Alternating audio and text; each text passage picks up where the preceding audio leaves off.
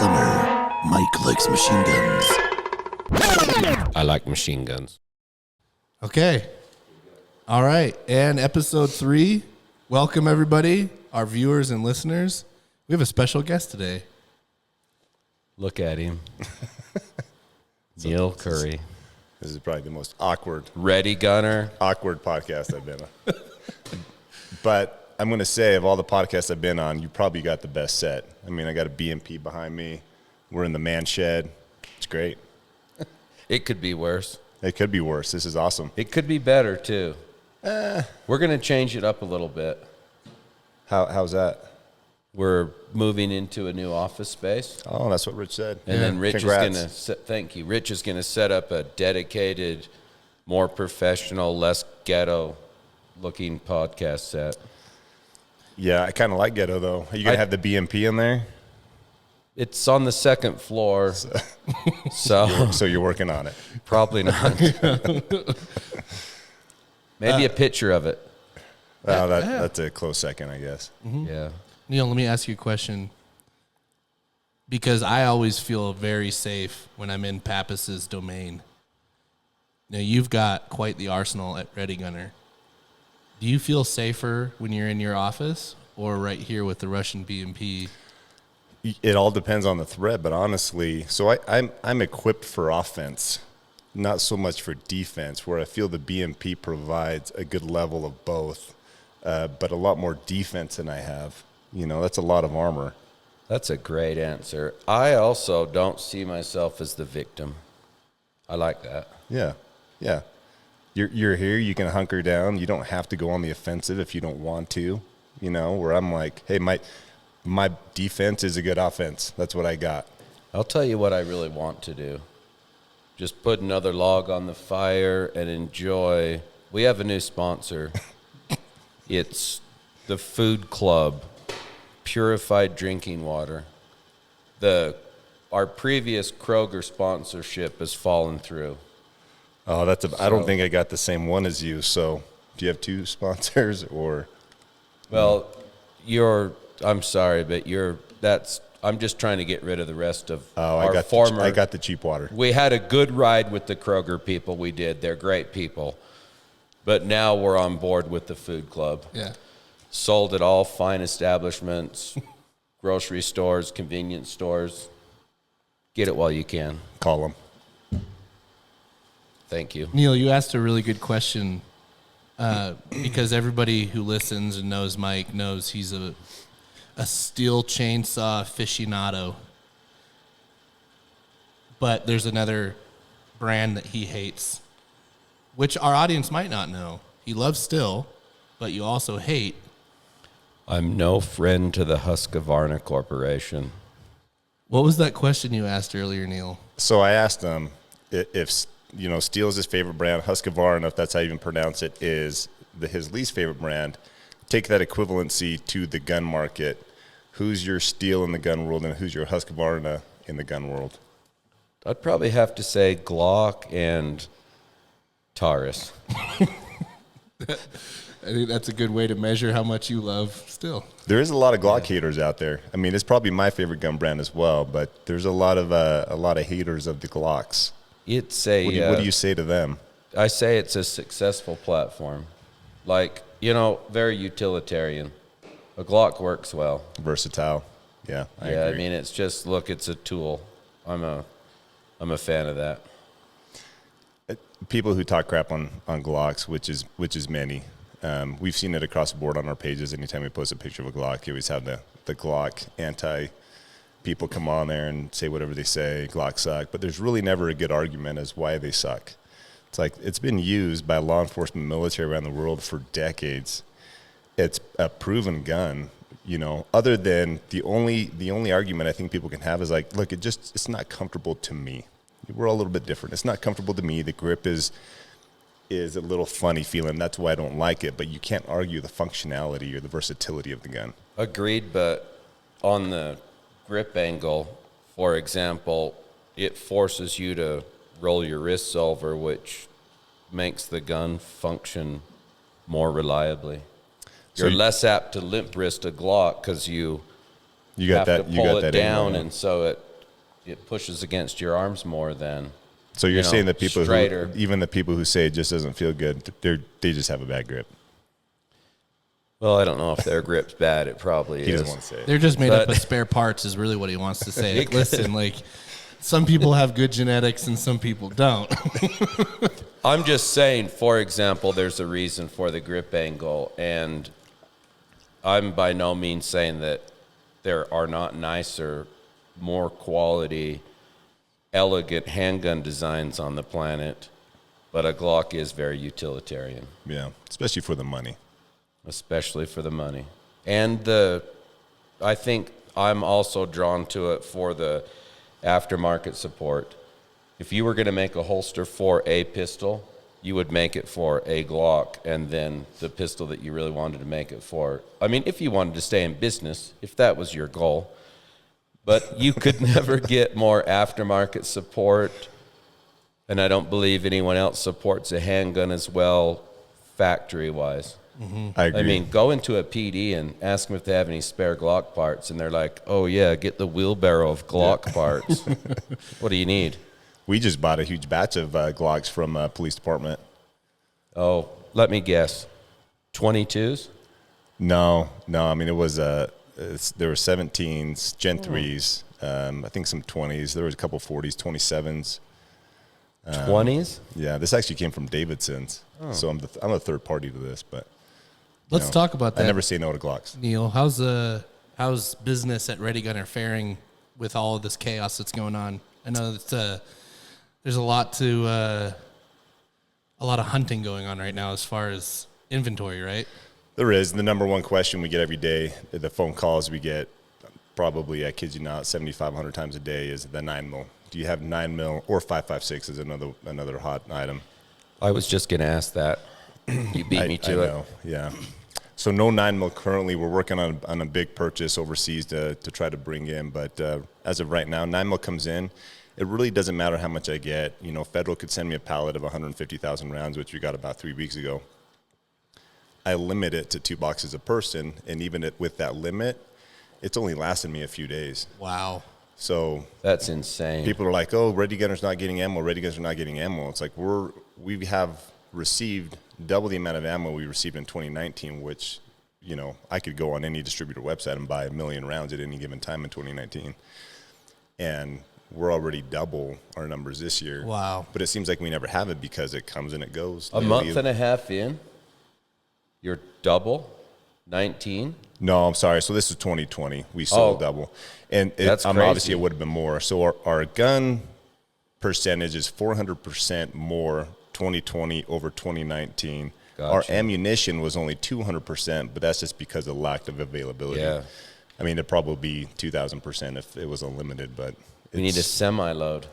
We do, and that would last me at least 3 days. And you have on your website, you can build your own, right? Rifles and we have the gun club. Yeah, how's that going? The gun club is awesome. It's my baby. It's actually what got me started. So I started my FFL essentially back in the beginning for a lot of the same reasons a lot of people are trying to get their FFLs now, was to essentially incorporate all my SBRs, anything that required NFA, tax stamp paperwork under one license, and then I have to go onesie, twosie tax stamps and things like that. So I'm like, I'm just going to apply for my FFL, just keep it all under my license, and that's how I'm going to build my own private, That's gun cool. room. That evolved into a business. Obviously, when I had an FFL, I set up accounts through distributors to try to get product for myself. My buddies are like, hey, since you have your FFL, can I buy a gun from you? I'm like, sure. Sold him a gun, pretty cheap. My buddy told his buddy, so on and so forth. It evolved into a decent business. I was living in a condo at the time that was part of an HOA. The HOA caught wind that I was selling guns out of my basement. Yes. It wasn't anywhere in the CCR specifically saying you couldn't sell guns out of your basement. So I'm like, well, I'm not doing anything illegal. I have a business license, I have an FFL, and I have my SOT. What's the problem? And they're like, yeah, legally we got nothing on you. We just feel uncomfortable about people walking out of guns in your basement. So arguably so. Wow. Being the nice guy that I am, I picked up shop and went and rented like a 1,200 square foot building down in Provo and opened up a little retail space with hours. And this was previous to Sandy Hook, and then Sandy Hook happened literally right after I opened up my shop. My inventory sold out same day. Wow. I had $75,000 in inventory, just a little guy, and sold it all within 24 hours. And I'm like, well, now I can't buy any more guns because none of the distributors are going to give me anything because I'm a little guy on the totem pole. And it's a common issue that a lot of gun stores are having right now. So I closed up shop for 7 months, 6 months. And then once ammo and availability of guns became available again, I started buying them back up. So now, when did you move to the current location, Ready Gunner, where Ready Gunner is? And that's in... It's in Orem right now. Yeah.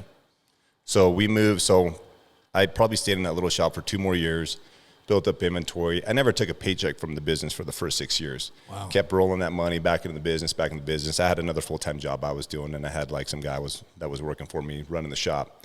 And so took all that money from the shop, and once I got a decent amount of inventory, a space became available on State Street.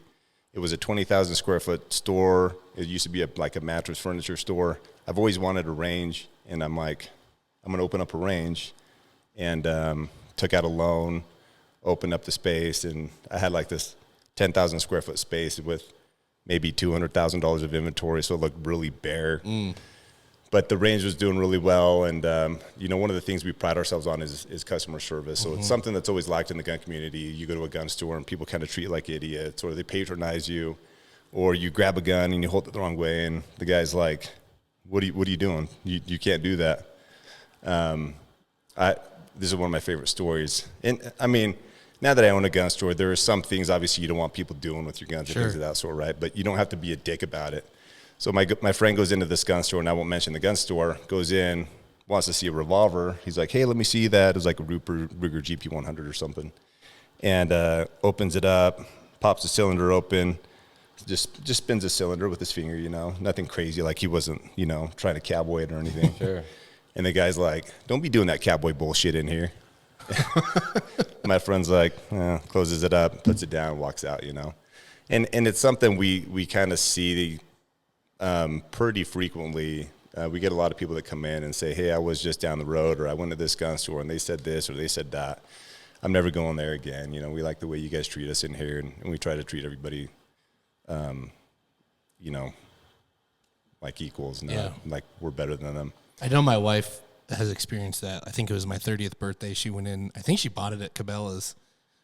This was 5 years ago, and wanted to buy me a SIG, and she knows a fair amount about firearms. She's not an expert by any means, but the dudes behind the counter were treating her like pretty similarly as far as just assuming she had no knowledge, and the whole. It's like it's like when she takes her car into the shop to get work done. Yeah, we see it most with women too. That's the biggest thing. So I mean, we have women only courses. We try to cater to women because going into a gun store, if you've never been. I mean, Hollywood, the government, everybody has made guns such a scary thing that people now, especially in 2020, I mean, with the influx of new buyers on the market, I mean, it was like 5 million plus people entered the gun market in 2020. So crazy. And you have all these new people that are like, "Man, I've always been told guns are scary. Now I'm going to go into a gun store not knowing anything, and I'm going to come to the counter and talk to a guy and be like, 'Hey, I'm looking to get a gun.' And if that guy says the wrong thing or treats you like an idiot at all, you're already at some level of discomfort being new to the whole industry. And now you're in a gun store with these big black scary guns on the wall, and the guy behind the counter is like, 'Well, you're too you should buy this gun, or you're not strong enough to hold this gun,' or whatever it is. Just a demeaning, patronizing personality. It just never goes a long way in helping someone get comfortable. We need to treat people better, bring them into our two-way fold, and make them part of the community, and not, alienate or patronize or piss people off and turn them against, what we're trying to accomplish. Well, I've never really faulted a gun counter guy for treating me poorly because I'm, a little on the slow side. You and me both. So, Mike likes to mess with people is what he's saying. But you're right, I do. He can science up a suppressor, but he goes to the gun counter and. Let me tell you a funny story. Mike helped me put into my little beater truck a new. It's a nice little Toyota. Yeah, a little formerly owned. Yeah. I bought it off some Earth Muffin in downtown Salt Lake, so she treated it well, and we put a new timing belt in. And I knew you were a mechanic before, but I didn't I've just asked the dumbest question on the planet. I looked at Mike and I said, Mike, have you ever put in a timing belt before? He goes, no, I haven't. This is coming from, 20 years? You've probably put in 20,000? That was my first one. Yeah. This is what I love about Mike is, I mean, I got to know him now well enough. I know when he's being sarcastic and when he's not. But when I first met him, I'm like, is he being serious? Like, you can't tell. Like, the sarcasm is just, he puts it out pretty heavy. You should know. But sometimes you can't tell. I don't even know. Look at that face. And it's also a good cover for being slow, as it were. Yeah. Touched, I think they call it. We were talking about steel chainsaws, and I was telling him about this property I have, and I'm chopping trees down, and I have to file my chain, to keep it sharp. And he's like, you file your chain? I just basically machine new ones and put them on. Like, it's okay, rookie. I do like a nice precision ground chain. Yeah, I can see that. It's better to, once that bar touches the wood, you don't want to be able to see your boot in about 2 seconds. It should just be cutting like sawdust a like house crazy. of fire. I can't wait till the summer.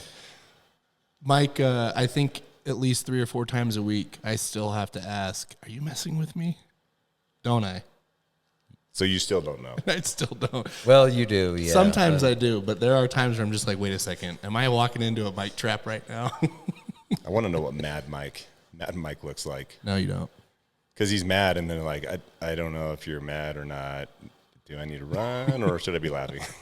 I'm not. I'm generally pretty easy to get along with, and very few things make me angry. So let's rewind a little bit. Okay. Let's. So we got Ready Gunner.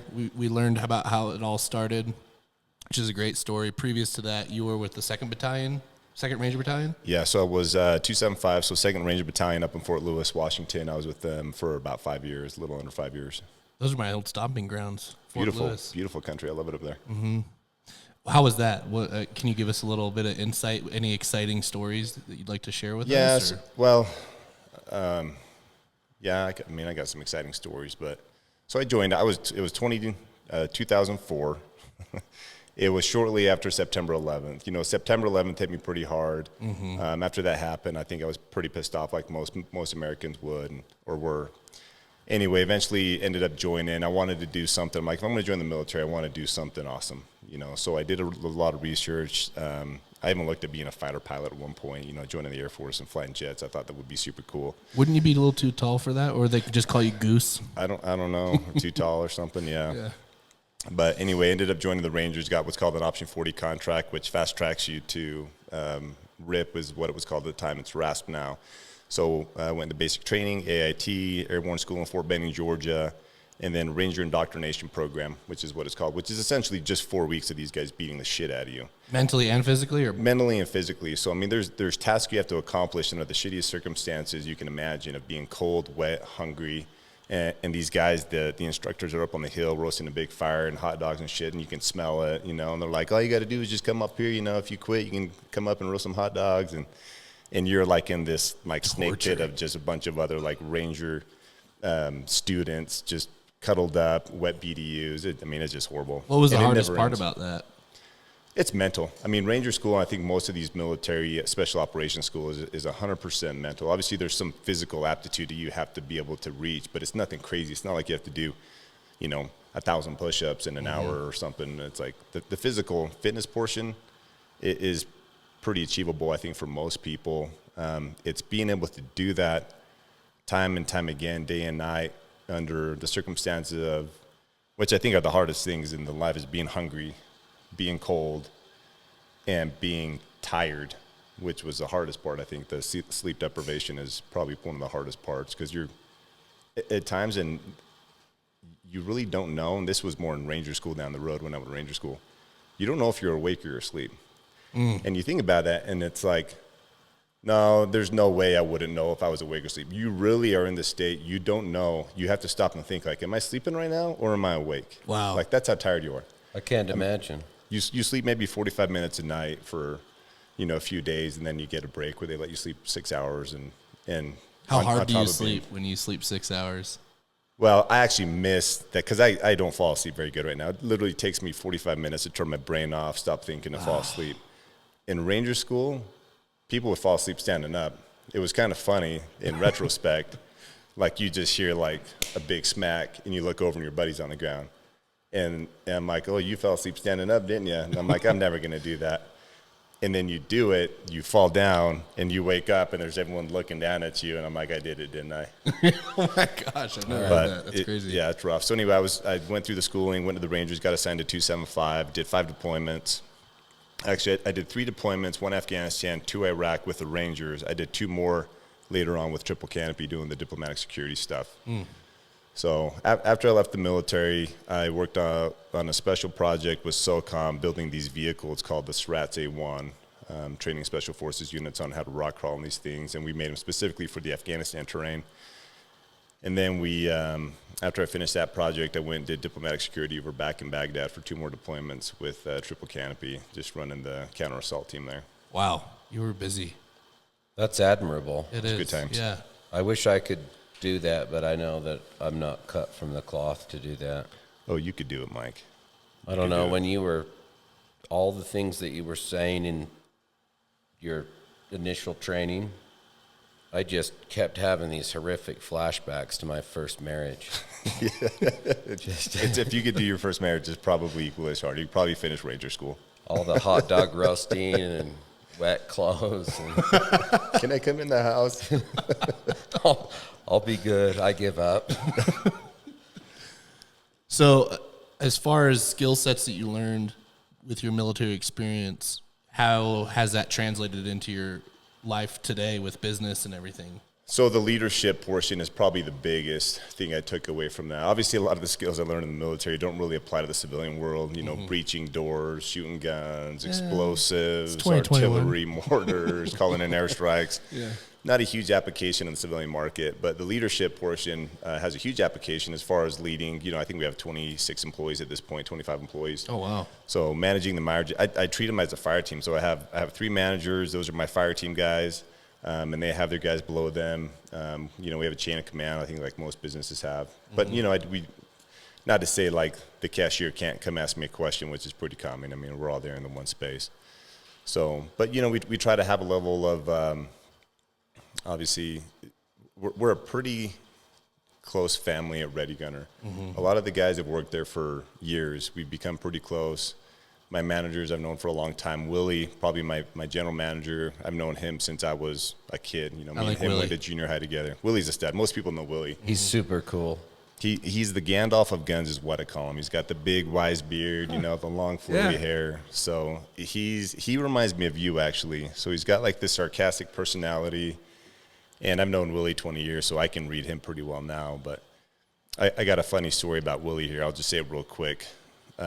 We were kids, and we were driving down in a pickup truck, and Willie's sitting in the bed of the truck, and we had this girl in the back seat.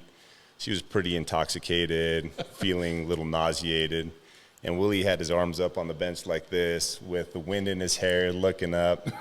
Beard. Well, no, he didn't have a beard at this point. Oh, wow. This is clean-shaven Willie. Weird. And this girl rolls down her window and just vomits out the window. Same side Willie happens to be on. And Willie, like I said, is like this. Vomit hits him right in the face. And he doesn't get mad. He doesn't say anything. He just looks over at me because I'm on the opposite side. And all he says is, not cool. And that is Willie right there to a T. Like he's very even keel. He doesn't have a huge temperament. Yeah. So he's a good dude. But all the guys at Ready Gunner are good guys. And like I said, we're a pretty close family there. Gosh, you've done such a good job with the brand of Ready Gunner. I mean, it's like a destination. People come to visit Utah to come see you, to come shoot at the range. You guys do really cool events. Like the one I said I was going to go to when we first moved back or out here to Utah was the river trip. Oh, the Salmon Social, yeah. That sounds like a lot of fun. I'm going to have to do it. Best thing ever. It's my favorite trip of the year. And that happens, what, like mid-summer? It's June 26th through the 30th typically every year. It's awesome. Plus, there's the marketing aspect. Oh, yeah, that's right. And the social media platforms as well that maybe a lot of people don't know are controlled by, come out of, and This guy. Yes, it's a little Ready Gunner root system. Yeah, so it's actually what helped us get our start. So we kind of are a destination at some point. We had a guy who rented a Winnebago from North Carolina. His name is Pete, good dude. He brought his whole family. Comes in, and we have a Black Rifle coffee shop in our store now, and he came in, grabbed some coffee, was looking around, and he sees me. He's like, "Hey, are you Neal?" I'm like, "Yeah." And I say that I could get it. I'm not super cool or anything. People don't, You're pretty cool, Neal. Anyway, okay. he's like, "You Neal?" I'm like, "Yeah, how's it going?" He's like, "Cool." He's like, "Hey, we just, we're RVing with a family, and we thought we'd come by. We wanted to see Ready Gunner, so, we came here, brought the family. He's there with his kids and his wife, and grabbed some coffee, look at some guns, just wanted to meet you." And I'm like, "Oh, awesome. Well, where are you guys headed?" And, or I'm like, "Where are you guys from?" He's like, "Oh, North Carolina." I'm like, "Oh, you guys drove all the way here in an RV from North Carolina?" He's like, "Yeah." I'm like, "Where are you guys going?" Like, "You guys going to like Mount Rushmore in South Dakota? Like, what's your destination?" He's like, "We just came to see you guys." That's I'm awesome. like, "You rented a Winnebago from North Carolina to drive to Ready Gunner just to see Ready Gunner?" And he's like, "Yeah." He's like, "Yeah, we love you guys." So now at this point, I'm like, "Well, shit, now I feel like I got to host this guy and like take him out to dinner or something, But yeah, so the social media kind of is what got us our start. So we got into Facebook on early. We did giveaways with a company called AR-15 News, a guy named Ben, super cool guy. He still runs an Instagram page. And we did these giveaways, and it's like, the concept back then was everybody pitches in, they provide a product, you have this huge giveaway, and all you have to do is go follow all those pages, right? That was the method back in the day to gain followers. And it was awesome when Facebook had no restrictions, anybody can go in, and it was 100% what it was. So everyone saw the post. Everybody who wanted to join on the giveaway, they go follow that page. And we would get like 30,000 followers in a giveaway. That's awesome. Insane. Yeah. Well, I think there's a term for that. I believe they call that free speech. Yeah. Isn't there an amendment or something for that? Yeah, the good old days, right, when free speech was a thing. So obviously that didn't last long. Facebook came in and said, "No, our post went from getting hundreds of thousands of views overnight to literally less than 1,000." And then they're just like, flipped "You the got to switch. pay for that." And then they're like, "No, you can't pay for that because you're in guns." Exactly. So sorry. Exactly. Yeah. No, we're not doing that anymore. You have to pay for promotions and to boost your posts. We're like, "Okay, cool, fine, we'll play that game." "Oh, you can't do that because you're a gun company and it violates your community guidelines." First Amendment and Second Amendment. Boom. Yeah. So we're like, "Well, fuck you." Can I say that on here? Yeah, you're good. Okay. That's before Bleep it out. they hired all those stupid fact checkers. Yeah. Well, that came even later. It just gets worse. Funny It gets story worse by about the fact week. check. No joke. Yesterday, someone posted a picture of the Second Amendment. I saw and that. a line out of it, and it was fact checked. You had to click it to view it because it had that like sensitivity. Yep. I was blown away. Yeah. The Second Second Amendment. Amendment is not. It's not true. Yeah. It's not. It's fake. It's been fake this whole time. So anyway, we went to Instagram, and then Instagram. This is pre-purchased by or owned by Facebook, obviously. Same thing. We're like, cool. We're killing it on Instagram. We grew the page to over 100,000 followers. We're doing giveaways, doing the same thing. Everything's working great. Facebook buys Instagram. What happens? They turn it Same off. thing. Mm-hmm. So now we're restricted. Everyone else in the gun community who owns pages is restricted. And we're like, well, how do we market? Because we can't boost. We can't do this. We can't do that. We're completely restricted. So we're like, well, let's go team up with some of these bigger pages like Firearms and Gun Freaks that have 1.7 million followers and see if we can promote with them because they have a big following. So that's how we will boost our engagement. So Smart. I hit him up and said, hey, can we pay you to post, picture product or whatever it was on your page? He's like, sure, a few $100, and we paid him. And it was working good. We were getting great engagement. It was killing it. So we're like, oh, this is working. This is a new method of advertising. And, a few months into this, I'm like, man, I'm like $10,000+ into marketing, which is great because it was worth it and you want to put money into marketing. But I'm like, I wonder what it would cost me. I wonder if these guys would sell their page. I'm like, I'm just going to ask them, right? The key to business is just, you just got to ask. Yeah, why not? So I sent him a DM. I'm like, hey, man, have you ever considered selling your page? I'm like, and he's like, yeah, I mean, if the price is right. I'm like, well, what's the price? And this is Gun Freaks. It's the first page I bought. And he's like, well, and he gave me the offer. I think I've said it on podcast before, so I'll tell you. He's like $85,000. I'm like, holy shit.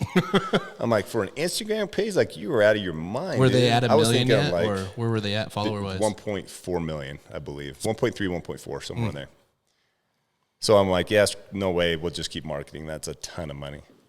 I started doing the math in my head, taking that projection over a year period of time. I'm like, I'm going to be at that point at some point anyway if I continue marketing these guys. So I talked to my business partner. I'm like, hey, what do you think about buying an Instagram page for $65,000? And he had the same reaction. He's like, you're out of your freaking mind. And I'm like, just listen me out, just hear me out. And I run the numbers with him. He's like, oh, well, okay. So, or it was 85,000. We ended up agreeing on 65,000 is where we ended up at. So I'm like, well, I'm not going to just wire you $65,000. So my buddy has an escrow company. So I'm like, we'll put it into a mutual escrow company, which I knew the guy. And you send the username and password to that guy. I'll wire the money to escrow, just like you do on a house. And then when he has them both, then he'll just release the money to you and give me the username and password. So that's what we did, and it worked out. Wired him the $65,000, gave me the username and password. I went and changed all the information on there, and then we started, marketing for our own business and killing it. I mean, we grew our page. I think we're close to 290,000 followers or something now. And social media is a huge, huge tool for us to sell. I mean, we get so many sales from there, exposure and everything else. I mean, it's a great tool. It's unfortunate it is limited, and we're literally working with our hands behind our backs that most companies don't have to deal with. But at the end of the day, shadow banned. Oh yeah, shadow banned. I mean, my personal page, my wife's page, most of our gun pages are shadow banned. It's hard. You have to work hard to get those followers, and you can still do it, but you're working 10 times harder than every other guy to get it to work. Have you ever thought about purchasing Mike Pappas 1? If the price is right, I would buy it, and I would lease it back to you. Oh, the price would be right. I don't think I'd miss it. You have a great page. Sure. You do? Yeah. No, because I know a lot about Are you public or are you private? public. Okay. Is that smart? Yeah, that is smart. I mean, if you want the exposure, if you're just trying to keep it a family page or something, then I don't really do too much with it. There's a lot of things about social media, like, should I convert to a business page? Should I not convert to a business page? There's features that apply to it, but then once you convert to a business page, the algorithm changes and exposure essentially goes down because Instagram looks at you and like, this guy is a business. We want him to pay us to increase his exposure. Where if you're just a personal page, I don't think they're really looking at you that way, and you're getting a little bit more engagement. I agree with that. Yeah. So it's weird. The algorithm has changed, and I don't know how much our audience is interested in that. But if you guys want to hear more on that kind of stuff, like as far as how to grow your own personal brand, like we'd love to talk about it more. But I've found that, hashtag usage is also something that, especially within the gun community, gun-related hashtags can hurt you. It kind of puts you on the radar a little bit, and over the years, with the algorithm changes, if you're not paying attention to it, you can't really play the game properly in growing the pages. And I mean, you have your an expert understanding because you've got these big accounts and everything, but it's just a constant. I'm always watching the data. I'm always watching how Instagram's reporting it, and in honestly, their most recent update on reporting analytics is really frustrating because it's not accurate. That's the thing is once you learn a model, it changes. Like I wouldn't say I'm an expert by any means. I mean, my knowledge is Google based, Yeah. And it changed mostly. I mean, at first it's like, look, if you're going to use hashtags, put them in the comments. Don't put them in the actual description of the post. I've heard that. And now I'm reading it's different. It's like if you're going to use hashtags, don't put them in your comments, put them in your post. So it's like, well, so I mean, and that's all you can do. And people who actually, you can read the data, you do your post, you look at what's engaging, what's not. Apparently the new like now is the save. From what I've seen, people post, it's like, for your post to get engaging right now is someone has to go in and hit the save button. Like they have to save it into their save folder, and that's the new like. And that's what's going to help it track better. We definitely get a lot of saves, which is nice. Wow. Yeah, so the better pictures you post, the stuff that, people would be more likely to save, like a picture of a suppressor on a cool gun, on a cool photo, or I don't know, Would you say it's more important than sharing? Or would you say it's right with it? I had it on a list. It was like saved was number one. I do know that. And then I think sharing was probably number two. Like was like at the bottom. Interesting.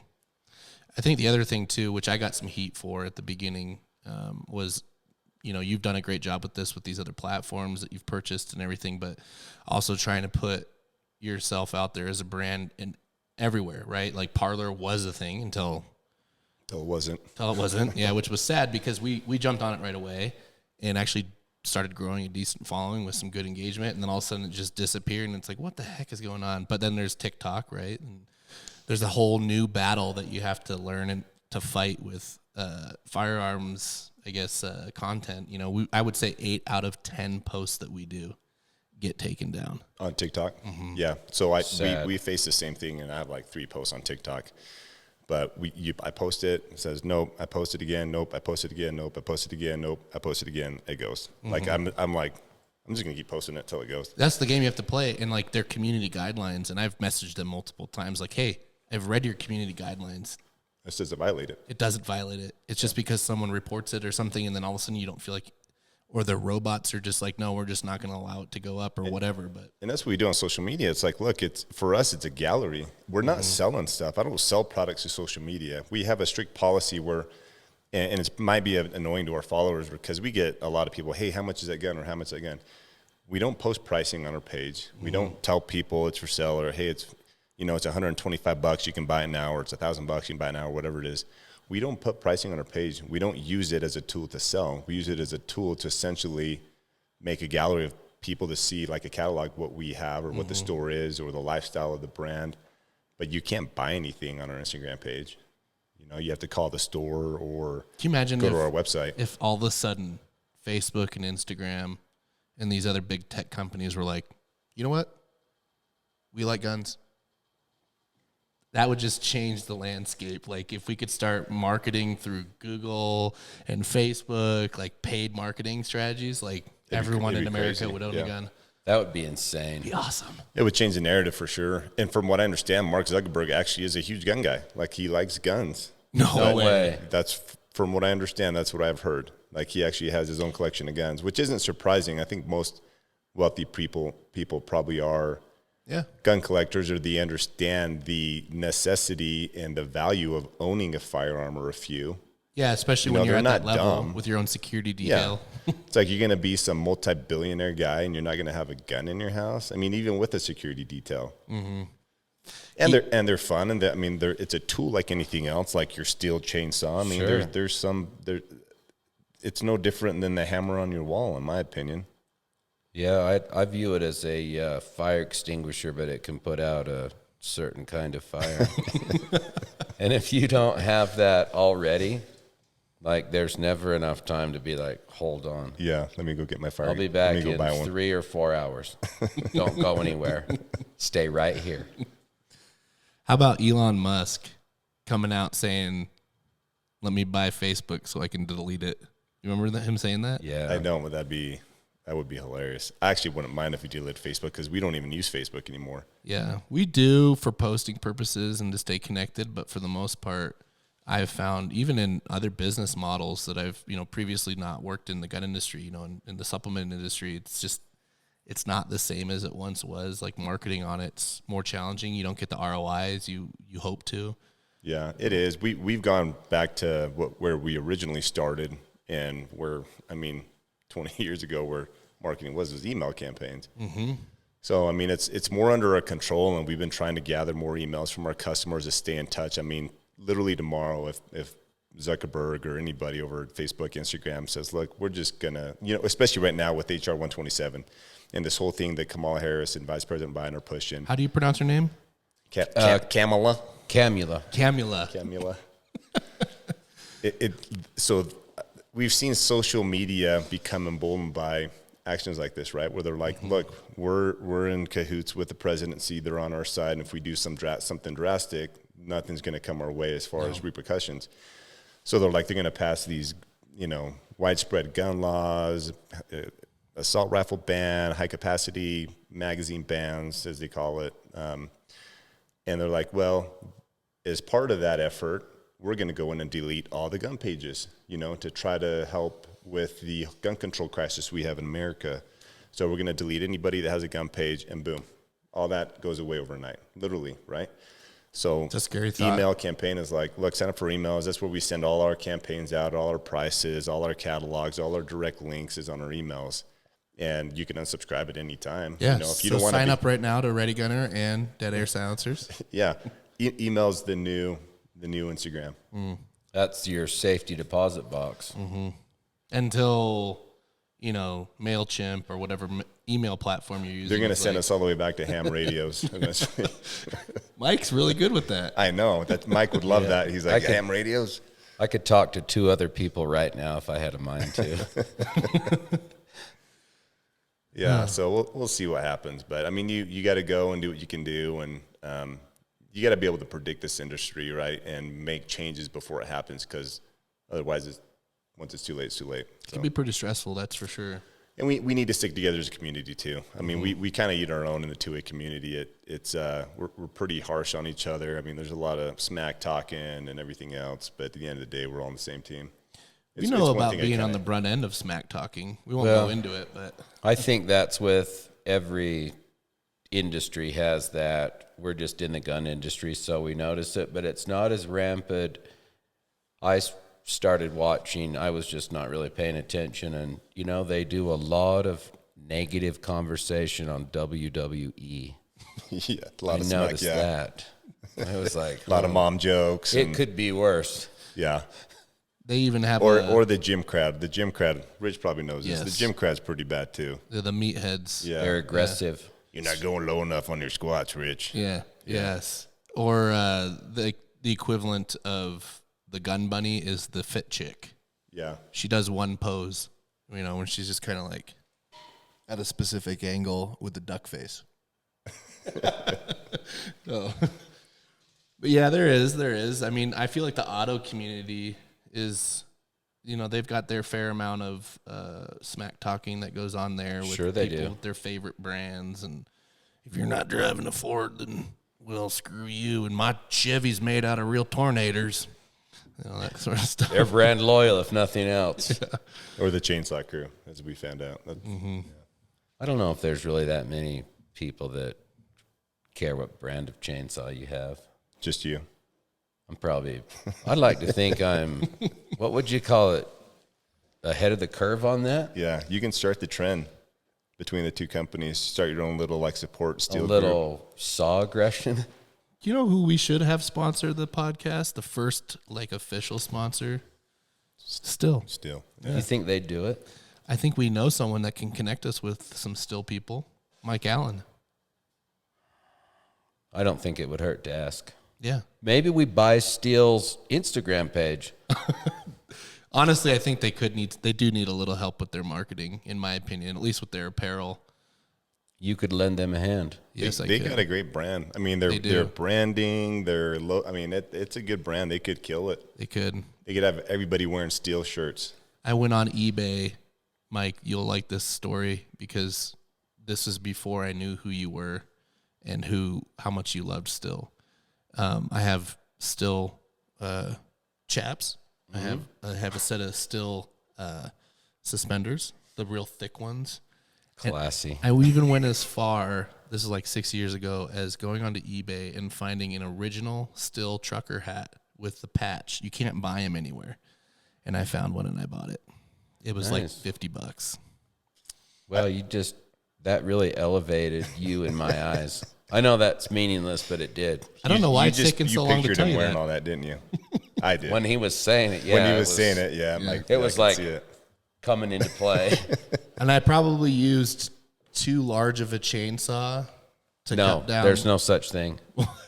Well, I used to manage a tree lot. We would set it up every year. When I say manage, I mean like run it. We would have a Christmas tree lot that we would raise money for orphans. He was the guy with the elf outfit on, putting trees. No, I took it too serious, I think. People would come in to buy their noble Christmas tree. And I'm like, you want that trimmed? And I'd be stilled out with the chaps and everything. Hey, before we run out of time, so before I came up here, I told my crew, the Ready Gunner staff, I'm like, hey, I'm going to go see the godfather of suppressors, as I call you, Mike Pappas. Send me any questions you guys have on suppressors, and I'll ask him, and maybe he can answer them. Maybe he can't. Okay, I'll let's take get a shot. into that. I got 4 or 5. They're pretty simple. Let's see what happens. But it's the stuff we hear over the counter almost every single day. So the first one is how important and what differences are in specific, caliber specific suppressors. So what difference would you see in running a specific 5.56 can on a 5.56 as opposed to a 30 cal can on a 5.56? I think the most important thing, and I like the way you posed that, is not to get too broad. Once you start running 5.56 through, a 50 can, you've gone too far. On a 30 can and 5.56, let's say this specifically applies to AR-15, for example. Yep. You will probably have a little bit less port noise, although it will have more sound output at the muzzle, distal end of the can. So if that's more important to you, a 30 can may be a better choice. And I always like to ask people this: tell me about your other firearms, and then I'll help you pick the right can that will do the most work for you. If you don't have anything in 308 or 300 black or Win Mag or what have you, maybe a 5.56 can is right for you. But it will have more port noise, and it's just that much harder to get it hearing safe at the ejection port. And that's where you are. And generally it doesn't really matter if my friends think that this can's quieter. Well, yeah, it's quiet to you. You're 10 feet away. So here's the next one. It's on the same level of this question. So going direct thread versus running like an ASR or a QD or something mount. So muzzle brake mount or a flash head mount versus direct thread. Is there any difference in noise level there? No.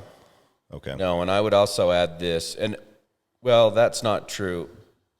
If we put it on a meter and you started to change the volume of the expansion chamber, where the blast baffle is, the meter may pick it up a little bit in certain situations, but it would be very tough to hear 1 or 2 dB. And I would also say that a flash hider or muzzle brake, pretty much the meter can't tell. Okay. They both feel the same volume, and not a big concern sound output wise. So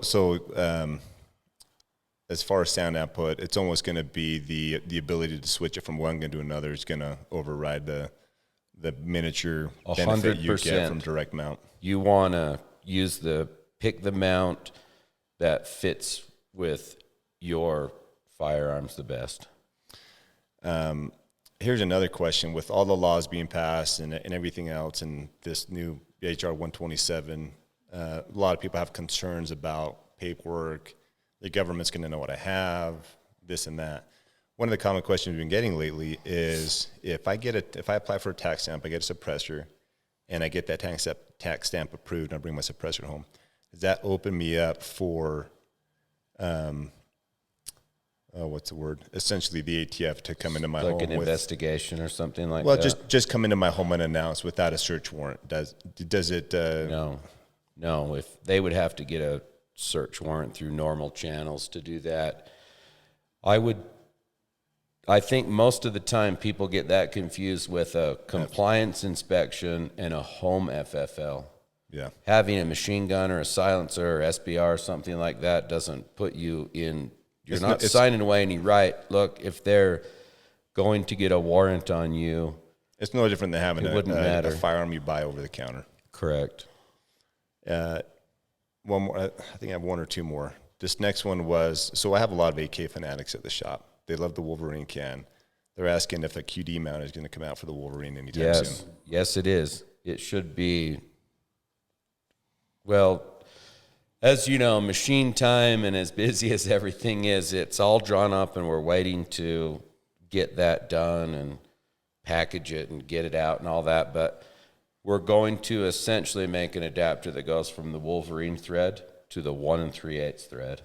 So any of your customers that want to use any brand or style of mount that interfaces with 1 3/8, knock yourself out. That's awesome. Let me add to that. A lot of people don't realize this or know this, but Mike Pappas's favorite can in our entire lineup. A lot of people think it's the Sam NS, but is it not? It is the Wolverine. Oh. Yes. See, I'm so used to watching your little lives you do with Rich, and 99% of the time when he asks you something, it's Sam NS, Sam NS. I'm trying to fit. Which is my favorite can. Nice. Yeah. It's second for me. But people are asking what can to do what with, and I'm trying to give them the best answer. I would never steer them towards something that I like just because I liked it. So I can this, be alone. This is the last question. So obviously there's the Salmon S, Salmon L, and then the Salmon. Do you guys have a Salmon K? Yes, Okay, Salmon K. So three flavors of the Salmon. correct. In what scenario would you run an L versus an S? An L is primarily meant to be a bolt gun can. That's where it's going to shine. An S is a semi-auto self-loader, gas gun, whatever, however you want to say it. And a K is what you would use when the most important thing to you is length. So room clearing. Yeah, so we do a lot of LE cells with K cans. People that get in and out of a truck, say hog hunting or some kind of activity like that, they get to be big K fans as well. But I think if you just kind of guide with the S as a semi-auto and the L as a bolt gun, it's pretty hard to miss. Awesome. Not that they both can't switch around, but where they shine. Perfect. Those are great questions. That's all I got. Yeah. Neal, how much time do we have? 10 minutes. I think we had a little bit of time. You know, obviously you've got plenty of experience with firearms. You own a gun store. You were in the military. What about your suppressor experience? I mean, I know you do have some, but like when you were overseas, did you use suppressors? If so, how did that help you? How did that change the game? So all our guns had the ability to run suppressors, right? We had and honestly, I can't even tell you the brand. That's okay. You don't have to. I'm just kidding. Maybe dead air. Yeah. But so yeah, all our guns had the capabilities of mounting suppressors on them, and it was mission specific. You know, most of the time we actually weren't running suppressors because a lot of the missions we were running, you know, we were going loud right out of the gate. I mean, when you're blowing doors open at that point, your suppressor is pretty much, you know, obsolete when you're clearing rooms. And you just had 7 doors breach at the same time and doing a simultaneous breach or something. But No tactical advantage when you've already dumped 5 mags. yeah. So, but we ran them, and we do like our biggest thing is an offset infill. So we would do an offset infill, which means basically helos would drop us off maybe 3 clicks off target, just far enough to where the enemy couldn't hear the rotor noise. So they drop us off in the field 3 clicks away, and then we walk in and try to advantagely go in and sneak into this village or whatever it is we're trying to get in and get somebody. And at that point, we'd probably run suppressors. We use them mainly for mostly shooting out lights. There is just dogs by the dozens out there. And that was one of the biggest things that actually give away our position is, dogs are pretty sensitive to sound. They can hear us more than humans. And once we get to a certain point, the dogs would start barking. It was like their alarm system. Like you get one dog bark, then the other one starts barking, and you have 5,000 dogs barking. And we're like, well, shit. Our cover's blown. We got to go back the way we came, get picked And they'd be up. like, these aren't, for the audience, these aren't like residential, like this is my pet dog. This is like wild dogs, right? Yeah, wild dogs. Yeah, they were all over India. Tens of thousands of dogs over in Iraq. I mean, just running around packs. They have their own community. There's more dogs than people over there. I mean, it's nuts. That's wild. I don't know if that's true, but there's a shit ton of dogs. Yeah. At the end of the day, and it's I hate to say this and it's sad, but we sometimes shoot dogs with them to keep them from barking, lights, people if needed. That's why I brought up the wild dog if part. we were spotted, So people knew you weren't killing people's dogs' pets or whatever. Yeah. Like wild rabid I don't think dogs. anybody over there has pets, honestly. But there's so many dogs out on the street that they don't need to have their own dog. And if they had their own dog and domesticated it, it'd probably get eaten by the pack of dogs across the street anyway. But yeah, so just being spotted before you get to your target, trying to obviously keep your position covered, obviously before you get in there and do your breaching and things of that sort. Everything a suppressor is good for. Yeah, they have an application for sure, obviously in the military. So I think the line of thinking is more and more general use and kind of general issue is what I keep hearing. yeah, for sure. People come into the store all the time. We have our display of suppressors, and they're like, so tell me about suppressors. I don't know anything about them. What's the process to buy them? What's the application? Why would I want one? And you start telling them, and by the end of it, very rarely is somebody like, yeah, I don't really need a suppressor, Like once you tell them, they're like, oh yeah, I want one. And I'm like, I just got to warn you, once you buy a suppressor, you're probably going to come back here and buy another one. It kind of turns you into like a gun snob. Like you're at the range, you're shooting your gun, you're like, choo, choo, choo. And then you got the guy next door in the lane next to you who's got an AR-15 on suppressed. He's like, bah, bah, bah, bah. And you're like, gosh, check this idiot out. You know, like, yeah, gosh. Everyone likes to look down on that guy a little bit. Yeah. Here's a fun fact for your customers if you don't already know this, but a little added benefit. If they own 2 or more dead air suppressors, they are immediately eligible to sign up for our group called Asylum. You're in it. Am I in it? Oh, are you in it? I don't know. I have 3 or more dead air suppressors. Are they in your name? They're in my FFL's name. It might be. Holly's a stickler, the one who manages it for us. She's it's that tight of she's crazy about that. Yeah, of a community. We can't even get the stuff. Yeah, so they give out free. Each tier has its own. There's 3 tiers, I believe, right now: 2 cans, 3 cans, and 5 or more. And each tier of the Asylum gets a special gift box sent out to them with patches and really cool custom product that you can't buy on the site. Even if you're in the Asylum and you like lose it, like you're not getting another one. You get one. So when you buy 3 suppressors, do you notify Dead Air and say, here's my 3 tax stamps? How do you get signed up for that? Yeah, it's on our on our homepage. You go down to resources, click join the Asylum, go to it. There's a little application process that will ask for that verification. Then you join our Facebook group that's just for Asylum members. For those of you who are just now entering, don't send invites to your buddies. They cannot join unless they are part of the Asylum. We've gotten that. That's been a problem before. And there's actually talk about starting an Asylum website, like a special gun club or Asylum club where we're going to have just open for Asylum members. They can log in and purchase Asylum-specific product that no one else can get unless you're in the elites. Plus, they also get a first chance at limited items, and when things come back in stock after a run and wear out, they get first chance to buy. So we kind of try to, treat them a little nicer because they're special. Anytime we launch a new product, we always post to that page first. Like, hey, guys, you're the first to know. Get after it. And so sometimes I think there have been a couple times where we've sent out small quantities of product that we've restocked of, and then it gets sold out because of the Asylum group. I might have to do my tax stamps just so I can be part of the group. Yeah. 10 months from now. Seriously, Holly won't send, their patches are pretty cool. Like I asked her when I first started, hey, can you send me one of those? She's like, no, you're not in the Asylum. I was like, wait, what? Yeah, she won't do it. Yeah. Not even to Mike. Nope. That's good. I've never really asked. I know what the answer would be. You just don't want to be rejected. I don't ask the answers that I know or no because I don't like rejection. Save yourself the heartache. Yeah. You don't want to put poor Holly. She's so nice in such a tough spot because how's she going to say no to you?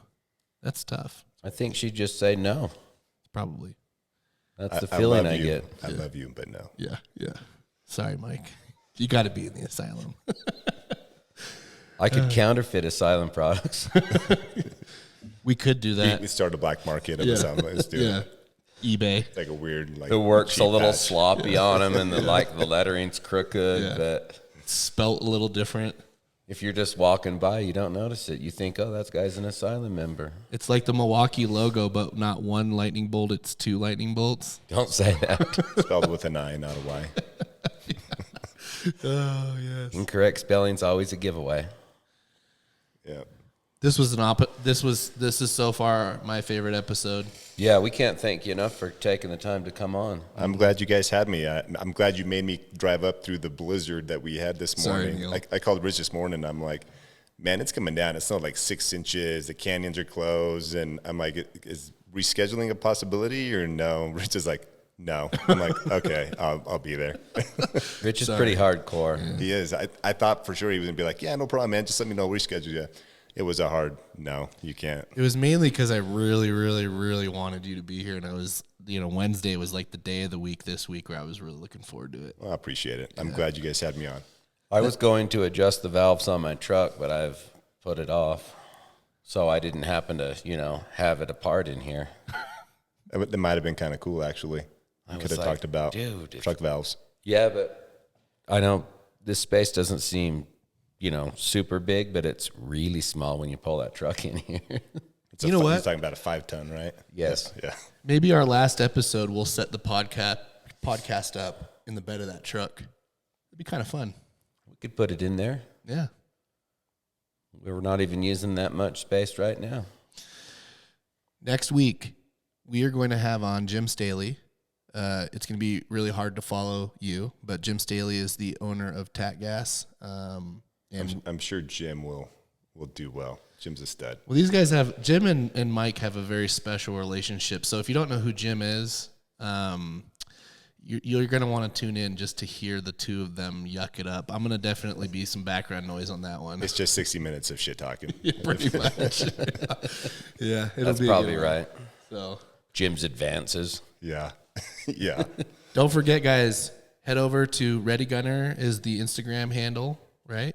Just Ready It is Gunner. at Ready Gunner. Yep. And then Neal, just at Neal. At Neal. I don't know how you did that. You got the name somehow. Bought it from a college kid for $200. Really? Yeah. Same thing. I'm like, I'm just going to ask. I'm like, hey, would you sell your username? He's like, for what? I'm like, I'll give you $200. He's like, are you kidding me? Heck yeah. I'm like, oh gosh. So I PayPal him $200. He gave me the username. Huh. Yeah. I thought about approaching Mike Pappas, but I haven't got the nerve up yet. He has Yours just needs to be Pappas. he has like 600 followers. Oh, you can get that. Probably never give it up. I wonder if Pappas is available. We haven't even looked, have we? I never thought to look at that. You should look at Pappas. Pappas, I think, that's the one you want. Thanks for the advice. Yeah, you're welcome. And if it is taken and there is a Pappas that owns it, you will relinquish that name. We could approach Yeah, him. you might want to get it before this goes live though, because someone else is probably going to get it. And sell We'll do it sell back tomorrow, to you. maybe next week. All right, guys, we'll see you next week. Thanks. Thanks again. Thanks for listening. Don't forget to like, subscribe, share with all your home slicers.